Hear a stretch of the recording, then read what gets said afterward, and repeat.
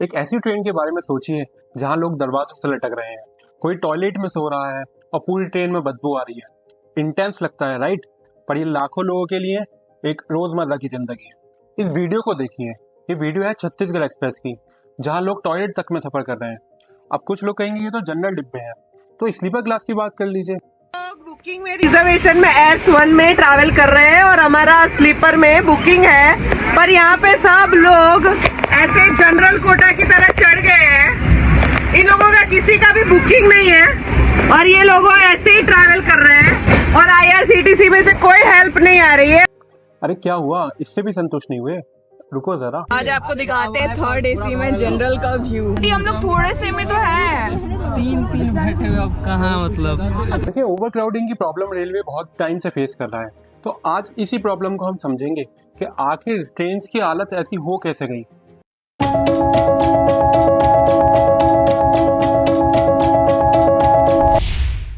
देखें, अगर हमें इस प्रॉब्लम को समझना है तो इसके दो रूट कॉज को हमें जानना होगा। सबसे पहला है रेलवे का रेवेन्यू और दूसरा है ट्रैक्स की कमी का होना। लेकिन उससे पहले आइए समझते हैं कि ट्रेन का कंपोजिशन कैसा होता है। एक नॉर्मल ट्रेन में 20 से 22 कोचेज होते हैं, जहां 6 स्लीपर क्लास, 4 जनरल के डिब्बे, 6 third AC, 2 second class AC and 1 या 0 फर्स्ट क्लास AC। बाकी जो बचते हैं वो गार्ड और पेंट्री के कोचेज होते हैं, और सारी प्रॉब्लम यहीं से स्टार्ट हो जाती है। अब इसमें केवल जनरल डिब्बे ही अनरिजर्व्ड होते हैं, बाकी सबके लिए आपको महीनों पहले से रिजर्वेशन कराना पड़ता है। अब जनरल डिब्बों की कैपेसिटी की बात करें तो वो 70 से 80 लोगों की होती है, लेकिन आपको उसमें 200 से 250 लोग तक देखने को मिल जाएंगे। अब अगर आपको लगता है कि जनरल डिब्बे में केवल गरीब लोग सफ़र करते हैं, तो शायद आप गलत हैं। जो लोग स्लीपर क्लास में टिकट बुक नहीं कर पाते और थर्ड AC को अफोर्ड नहीं कर सकते, वो भी आपको जनरल डिब्बे में देखने को मिल जाएंगे। और जिन लोगों को सीट नहीं मिली होती जनरल डिब्बे में और स्लीपर क्लास में, वो या तो आपको फर्श पर सोते हुए मिल जाएंगे या आपको टॉयलेट तक में सफ़र देखने को उनका मिल जाएगा। कभी कभार तो रश इतना बढ़ जाता है कि ये भीड़ थर्ड AC में भी आपको देखने को मिल जाएगी। जैसे इस वीडियो को देखिए, जहाँ थर्ड AC में भीड़ इतनी बढ़ गई कि उन्होंने अंदर से लॉक कर दिया और बाहर खड़ा शख्स जिसके पास टिकट भी है उसको एंट्री नहीं दी जा रही थी, तब जाके उसने कोच का शीशा तक तोड़ दिया। अब इससे देखे वो लोग भी सफर करते हैं जिन्होंने रिजर्वेशन करा रखा है, और वो लोग भी जिन्होंने रिजर्वेशन नहीं कराया या उनको सीट नहीं मिली। तो आखिर ऐसा क्यों हो रहा है? तो इसका रीजन है कि जितनी डिमांड है उतनी जनरल और स्लीपर क्लास की सीट्स की सप्लाई नहीं दी जा रही है। जहां पिछले 10 सालों में AC कोचेस में 133% बढ़त हमें देखने को मिली, वहीं जनरल और स्लीपर क्लास की सीट्स में केवल 32% हमें बढ़त देखने को मिली है। अगर AC कोचेस की भी बात करें तो उसमें थर्ड टायर AC का इंक्रीमेंट हमें ज़्यादा देखने को मिला है।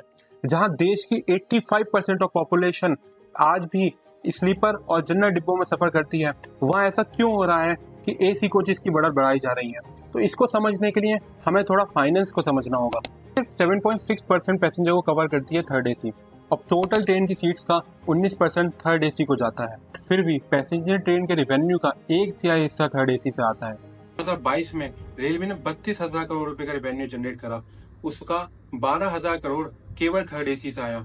और वहीं अगर हम स्लीपर क्लास की बात करें तो उससे केवल 7,000 करोड़ और सेकंड क्लास से 11,000 करोड़। तो अब आप शायद समझ रहे होंगे कि पूरा खेल रेवेन्यू का है और रेलवे अपना रेवेन्यू बढ़ाना चाहता है, इसलिए वो ज्यादातर फोकस उन ट्रेन पे कर रहा है जैसे प्रीमियम ट्रेन वंदे भारत, जिसका प्रमोशन जोर से चल रहा है। और वहीं दूसरी तरफ AC कोचेस की बढ़त हमें जो 10 सालों में देखने को मिली, वो सारा खेल इसलिए हो रहा है ताकि रेलवे अपना रेवेन्यू बढ़ा सके। पर क्या ये सही है?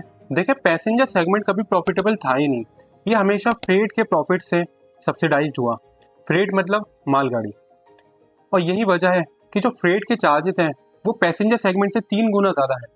चाइना और जापान में आपको इसका उल्टा देखने को मिलता है, जहां फ्रेट चार्जेस पैसेंजर सेगमेंट से कम देखने को मिलते हैं। जहां 2009 से लेकर 2019 के बीच फ्रेट चार्जेस में 92% बढ़त आपको देखने को मिली, वहीं अगर हम पैसेंजर सेगमेंट की बात करें तो वो केवल 28% बढ़त आपको देखने को मिलेगी। अगर हम रेलवे के ओवरऑल रेवेन्यू की बात करें तो एस्टिमेटेड रेवेन्यू जो 2024 और 25 का है वो 2,80,000 करोड़ का है, जिसमें से 1,80,000 करोड़ केवल फ्रेट से आ रहे हैं और बाकी 80,000 करोड़ पैसेंजर सेगमेंट से। अब जो रेलवे है वो फोकस कर रही है कि किस तरह पैसेंजर सेगमेंट से रेवेन्यू जनरेट हो सके, और इसके लिए आपको काफी मेजर्स देखने को मिले हैं, जैसे कि वंदे भारत जैसी ट्रेन का लॉन्च करना, AC कोचेस में बढ़त करना, ट्रेन की डिमांड के हिसाब से उसके प्राइस को बढ़ा देना, कैंसिलेशन चार्जेस को लगा देना, सीनियर सिटीजन के लिए कंसेशन को हटा देना, और भी काफी मेजर्स लिए गए हैं ताकि पैसेंजर सेगमेंट में हमारा रेवेन्यू जनरेशन हो सके। जहां कुछ साल पहले तक जनरल और स्लीपर डिब्बों का रेशियो 70% हुआ करता था, वो आज 25% तक गिर गया है। अब जो लोग केवल स्लीपर क्लास को अफोर्ड कर सकते हैं, उनके लिए जो रिजर्व सीट्स हैं वो बहुत कम है, और फिर यही लोग एक जनरल का टिकट लेते हैं और आपको थर्ड एसी में, स्लीपर क्लास में और जनरल के डिब्बे में या तो जमीनों पे सोते हुए मिल जाएंगे या टॉयलेट तक में सफर करने को मजबूर हैं ये लोग। देखिए, ये कोई नहीं कहता कि रेलवे को अपना रेवेन्यू नहीं बढ़ाना चाहिए और रेलवे को प्रॉफिटेबल नहीं होना चाहिए, पर ये एक आम आदमी के कंफर्ट के कॉस्ट पे नहीं होना चाहिए, क्योंकि ये वही आम आदमी है जिसके पैसों से ये प्रीमियम ट्रेन्स को बनाया जा रहा है। इस पूरी वीडियो के रेफरेंस मैंने डिस्क्रिप्शन में डाल दिया है, आप जाके पढ़ सकते हैं।